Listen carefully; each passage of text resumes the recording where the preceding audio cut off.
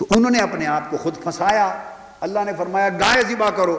انہوں نے کہا کیسی ہو؟ بس پھر پابندی کچھ نہ پوچھتے تو ہر گائے جائز تھی، ہر گائے کا ذبح کرنا جائز تھا. وہ پوچھتے گئے، رب بتاتا گیا تو وہ لمیٹڈ ہوتی چلی گئی چوائس. تو یہ پوچھنے والے کہ کہاں لکھا ہے جائز ہے، یہ بنی اسرائیلی مزاج ہے. کہاں لکھا یہ جائز ہے؟ یہ بنی اسرائیل کا طریقہ ہے.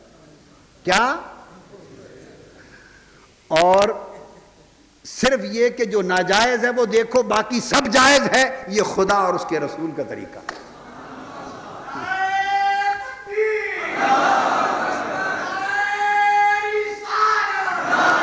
اچھا، اب جب پوچھ لیا اس کا رنگ کیا ہو، اللہ پاک نے فرمایا آ جاؤ پھر رنگ کی طرف. اب یہ آج کا بیان علوم ظاہری میں آ گیا اور کچھ عقیدے اور محبت کی بات بھی ہو گئی، عشق رسول کی، ادب رسول کی، شان رسول صلی اللہ علیہ وسلم کی بات بھی ہو گئی. تو وہ جو روحانی تفسیر چل رہی ہے وہ چلتی رہے گی، وہ پھر وہی بات اتفاق سے اگلا جمعہ انشاءاللہ اس کو نصیب ہوگا.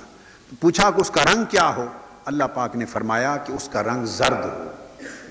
جس گائے کو ذبح کرو اس کا رنگ بولیے زرد ہو، وہ زرد رنگ کی گائے ہو. انہا بقرۃ صفراء فاقع لونھا، اور زرد رنگت بھی خوب گہری ہو، گہرے زرد رنگ کی گائے ہو.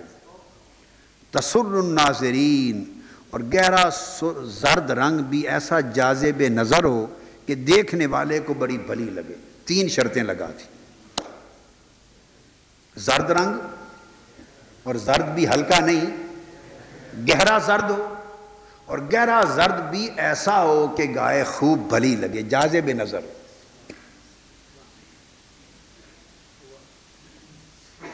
جاذب نظر، تاکہ اس گائے کی وفات ہو تو میرائے دین کا دل کرے اس کا مزار بنا. گائے صاحبہ وفات پا گئی، ایسی جاذب نظر ہو. انا للہ و انا الیہ راجعون. تو 3 چیزیں پوچھنے کے جواب میں آ گئیں. اب یہ جو کہا کہ گائے ہو، زرد رنگ کی ہو اور جاذب نظر ہو، دیکھنے والوں کو بھلی لگے. اب چونکہ روحانی تعبیر ہو رہی ہے، روحانی اور عرفانی تفسیر، چونکہ ختم کر رہا ہوں، ٹائم ہو گیا، لہٰذا آخری جملہ اس کا معنی بیان کر کے مراد آج کا مضمون کلوز کرتا ہوں، اگلے جمعہ پر جاری رہے گا. تو پہلے تھا کہ بوڑھی نہ ہو اور بالکل چھوٹی نہ ہو، جوان ہو. اب رنگ کی شرط آ گئی کہ گہرے زرد رنگ کی ہو. تو عرفاء نے اور علوم اور معارف الہیہ سے واقفیت رکھنے والوں نے کہا کہ اس میں جو تفسیر اشاری ہے، اشارہ اس میں کیا گیا ہے نفس امارہ کی طرف. کیا؟ ہاں، کہ جو نفس کے انوار ہوتے ہیں،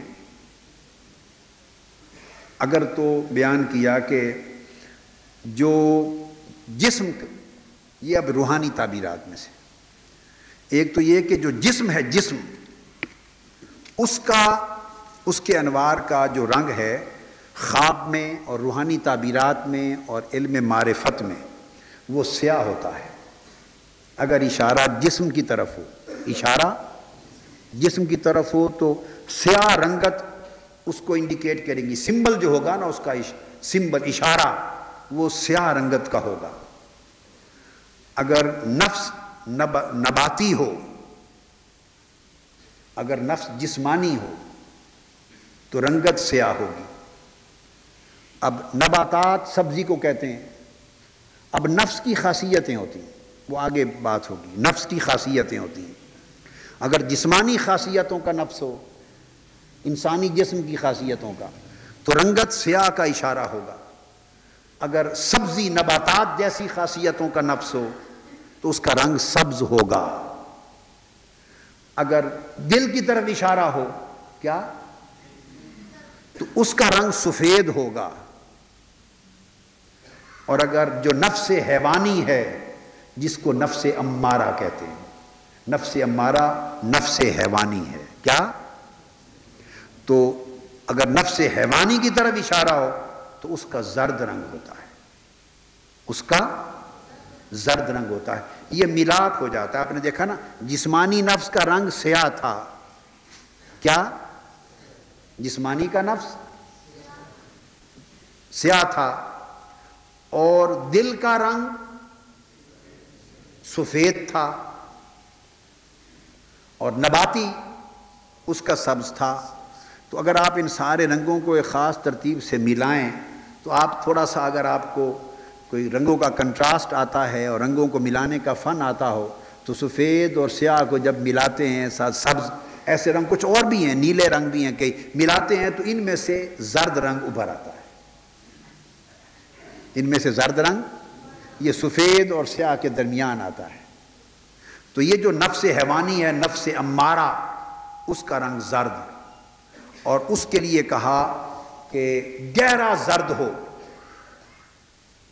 جس میں نفس امارہ کی جو حیوانی خصوصیات ہیں وہ بڑی مضبوط اور طاقتور ہوتی ہیں، نفسانی خصوصیات۔ اشارہ نفس امارہ کا ہے۔ کہا کہ اگر چاہتے ہو کہ وہ میں نے پچھلے جمعہ پہ بتایا تھا کہ جو مر گیا ہے وہ مردہ روح ہے، روح مر گئی ہے انسان کی، کیا روح مر گئی ہے۔ اب چاہتے ہیں کہ روح زندہ کیسے ہو، روح زندہ کیسے ہو، اور روح کے ساتھ دل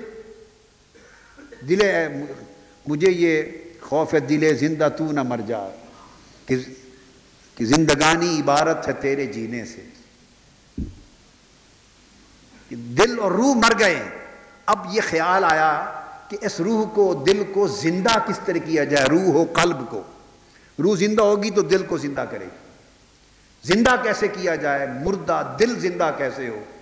تو فرمایا کہ اب نفس امارہ کو مارو، تو جب یہ مرے گا، اور اس کی جو حیات حیوانی ہے یہ حیات فانی ہے، یہ جو کہا نا مارو، ذبح کر دو، اور پھر جب مس کرو گے تو اس سے مردہ زندہ ہو جائے گا، تو موت سے پھر موت ختم ہوگی۔ ایک حیات کو مارو گے تو اس موت کے دروازے سے دوسری حیات نصیب ہوگی۔ تو پہلی زندگی جس کو مارنا مقصود ہے وہ حیات فانی ہے، اور وہ زندگی جو موت کے ذریعے حاصل کرنا مقصود ہے وہ حیات باقی ہے۔ تو فرمایا اس نفس امارہ کو ذبح کرو، تاکہ اس کے ذبح کرنے سے ابدی حیات نصیب ہو جائے، اور اس سے قلب اور روح کو زندگی نصیب ہو۔